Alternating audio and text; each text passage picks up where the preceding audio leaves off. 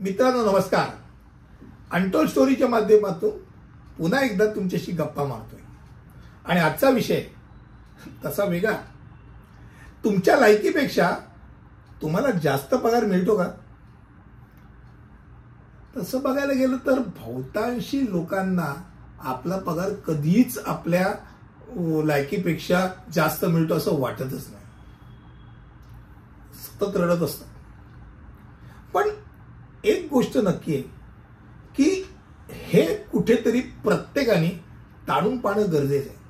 कारण जर तुमच्या लायकीपेक्षा तुमचा पगार जर जास्त असेल तर तुम्ही धोक्यात आहात.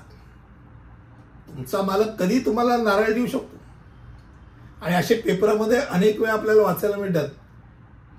इन्फोसिसने 336 कामगार कमी केले. मी ते अर्थात तात्पुरतेच कामगार होते.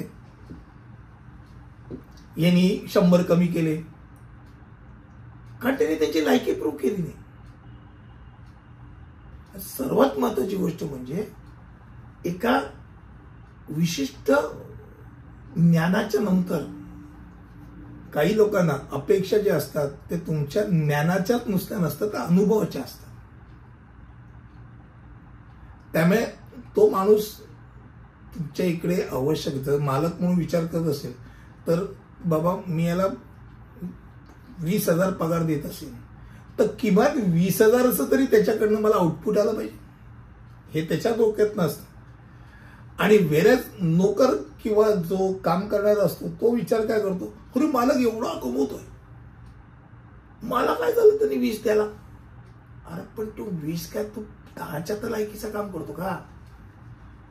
दिलेलं काम समजा तू करतच नाही, सुट्ट्या मारत असशील, उशिरा येत असेल, लवकर पळण्याकरता म्हणजे तरुण पिढीची मुली असतील तर कुठे बॉयफ्रेंड आलाय, चालला पळालाय,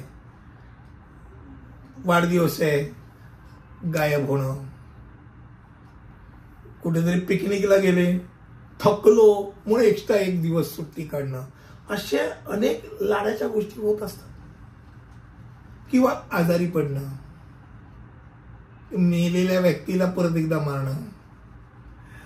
गणपतीमध्ये आणि खास करून ज्यांच्याकडे आपण म्हणतो ना त्याला स्किल लेबर म्हणतो. स्किल लेबर हा खऱ्या अर्थाने बघायला गेलं तर प्रत्येक जो आर्किटेक्टचं जो ज्यांना स्किल लेबरची गरज म्हणजे उदाहरण कार्पेंटर आहे, कार्पेंटरकडे जी कामाला असतात ते सगळे त्याचे कार्पेंटर जे आहेत तो त्यांच्या जीवावरती उड्या मारतो.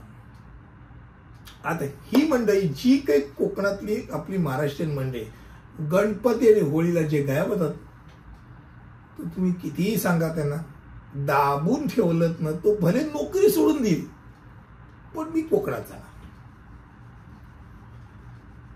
आणि त्यामुळे मग बाबा तो परत आल्यानंतर त्याला नोकरी मिळू शकते का? तर मिळू शकते कारण स्किल लेबर असल्यानं त्याला मरण नसतं. आणि मग तो प्रश्न येतो की मग तो त्याच्या अपेक्षाच कमी ठेवतो. हे मला किमान 10-12 मध्ये कुठे मिळेल हे ते नाही, तर परत आलं तर तिथे मिळेल. पण ज्या वेळेला तुम्ही एका विशिष्ट लेवलच्या वर जातात त्यावेळेला जेव्हा तुम्हाला मनात भीती वाटते की बाबा मी नोकरी इकडे लाथ मारली तर पुढे मला या लेवलची नोकरी मिळेल, शाश्वती वाटत नाही. मला 50ची इकडे मिळते, मी लाथ मारली तर मला माझी 20ची पण लायकी नाही तर मला डायरेक्ट 18 दिलं जाईल. त्यावेळेला तो प्रश्न येतो की तुम्ही तुमचं सेल्फ इव्हॅल्युएशन केलं गेलं. आणि प्रत्येकाने सेल्फ इव्हॅल्युएशन करायला पाहिजे. एक गंमत म्हणून सांगतो. एक दिवस एक जण टेलिफोनच्या बूथवरती गेला आणि त्यांनी एकाला फोन लावला. रुमाल तोंडावर ठेवून फोनवरती बोलत होता. तर बाजूचा टेलिफोन बूथवाला पण शांतपणे ऐकत होता.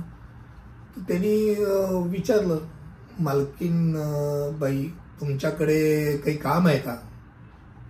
तर तिने सांगितलं नाही, माझ्याकडे तो आहे तो व्यक्ती, त्याला मी काम देते, तो आहे चांगला, तो येतो रोज. नाही त्याच्यापेक्षा मी पाहिजे तर एक्स्ट्रा काम करीन. ती म्हणजे नाही, तू एक्स्ट्रा काम करून का मी उगीच तुझ्याकरता काम कशाला काढू?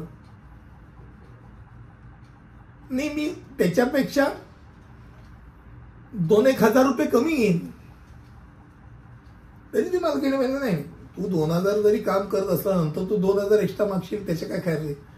तू 2000 कमी का करणार?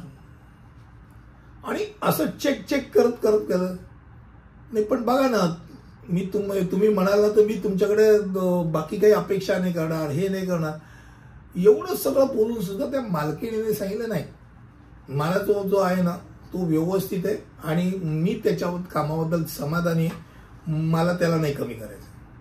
तो फोन ठेवतो. टेलिफोन बूथवाला त्याला विचारतो, का रे बाबा, तुला एवढी कामाची गरज आहे तर ये ना माझ्याकडे, मी देईन तुला काम. तो कोणाला काम पाहिजे?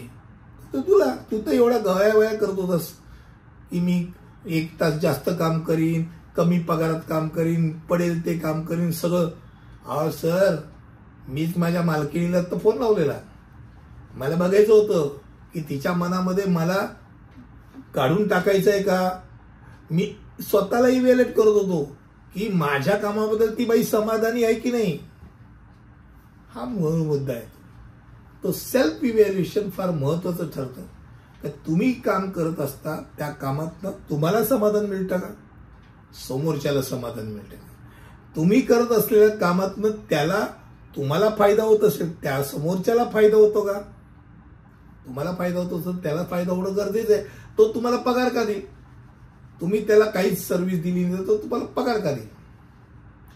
आणि जेवढं सेल्फ इव्हॅल्युएशन स्वतःबद्दल, तुम्ही 10 एक वाक्य लिहून बघा की मी या ठिकाणी काम करत आहे, त्या काम करत असताना मला फलाना पगार मिळतोय, त्याकरता माझ्या मालकाला मी ही गोष्ट करते, मी ही गोष्ट करते, त्यामुळे त्याचा 100% फायदा होतो, मी ही गोष्ट करते त्याचा 100% फायदा होतो. आणि ह्याच्याशिवाय त्या माणसाचा पानच हलू शकत नाही. असं काय आहे ते वरती एकदम लिहा. आणि शेवटी एक 5 वाक्य अशी लिहा की मी नसेल तर कोण असू शकतो. मग तुम्हाला कळेल. परत डावीकडे एक या की ह्या कामातनं मी लात मारल्यानंतर दुसरं काम मला माझ्या लायकीप्रमाणे जास्त रकमेचं मिळेल का, जास्त वेळ देऊन तेवढेच पैसे मिळतील का, जो इकडे आनंद मिळतो तो तिकडे मिळतोय का. हे सेल्फ इव्हॅल्युएशन स्वतःच्या पहिल्यांदा साधारणतः बघायचं असतं आणि प्रोफेशनली करायचं. स्वतःचं इव्हॅल्युएशन प्रोफेशनली करायचं. निश्चळ आरसा, मग इथे कोणी वशिले लावायचे, स्वतःचा काय वशिला लावणार.